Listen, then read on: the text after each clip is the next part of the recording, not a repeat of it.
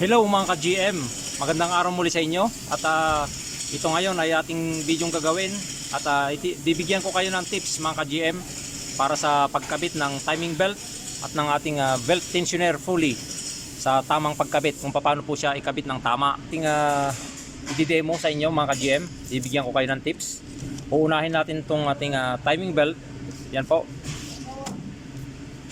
Pagka bumili po kayo ng timing belt mga ka-GM, no, at kung magpapalit kayo ng timing belt ng inyong sasakyan, halimbawa nakabili kayo ng bagong timing belt katulad nito, isa itong bago na timing belt at itong ating belt tensioner.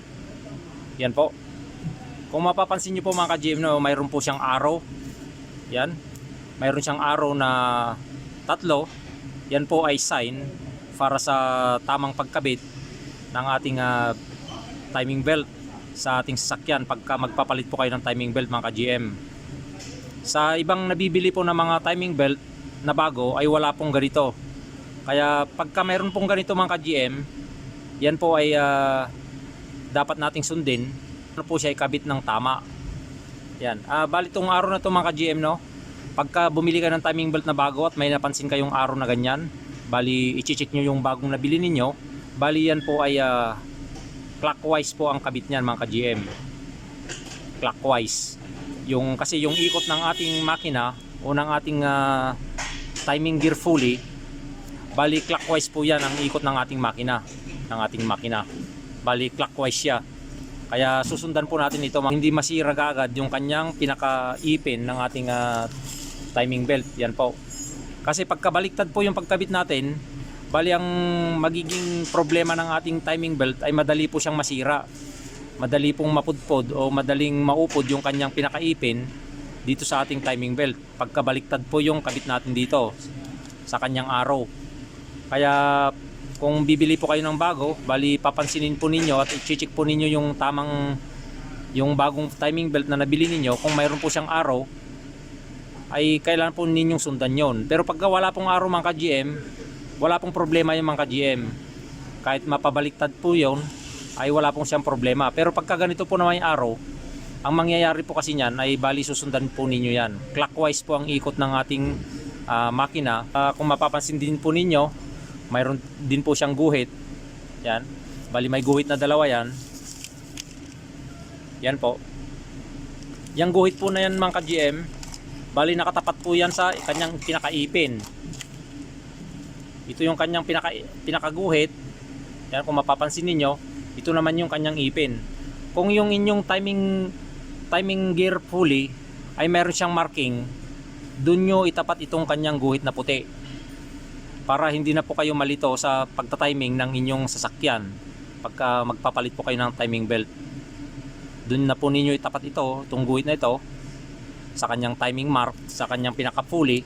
Yan po yung tips ko sa inyo sa pagbili ninyo ng timing belt na bago. Pagka may mga sign po na ganyan, yung nabili ninyo, ay susundan po ninyo yan mga ka-GM para hindi po masira kaagad yung inyong timing belt, yung kanyang pinakaipin-ipin na yan. Yan po.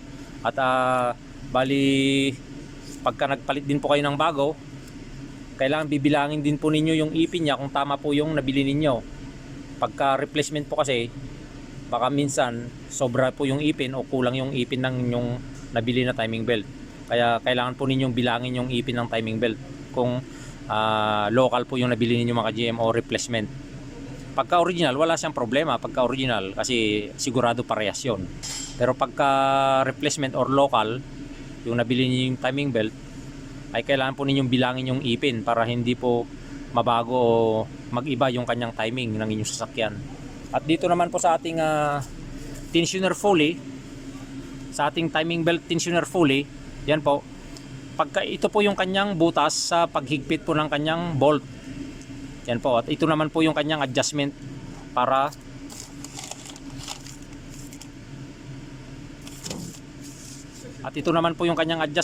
pihitin po natin pagka i-adjust na po natin siya mga ka-GM.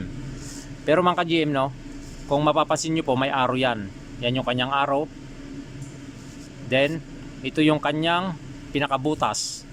Kailangan bago nyo higpitan mga ka-GM, no, pag pinihit nyo dito, pipihitin nyo ng pa counterclockwise. Tapos itong kanyang arrow tatapat dito sa butas. Yan yung kanyang butas na yan. Pag tumapat dyan, yan yung tamang higpit ng ating timing belt mga ka-GM. Saka natin higpitan yung pinaka-bolt niya rito para maipix at maghigpit yung ating pulley, yung kanyang adjuster, para hindi po lumuwag. Pagka tumapat na po yung pinaka-arrow niyan dito sa kanyang butas, yun po yung tamang higpit ng ating timing belt mga ka-GM. Saka po natin higpitan dito sa kanyang bolt. Yan po, at sana nagkaroon kayo ng idea dito sa aking tips o demo na ginawang video na ito mga ka-GM. At ako po patuloy na nagpapasalamat sa patuloy yung support at panunod ng aking mga videos at sa aking YouTube channel. Don't forget to subscribe my YouTube channel, like and share. Yan po, at maraming salamat po muli.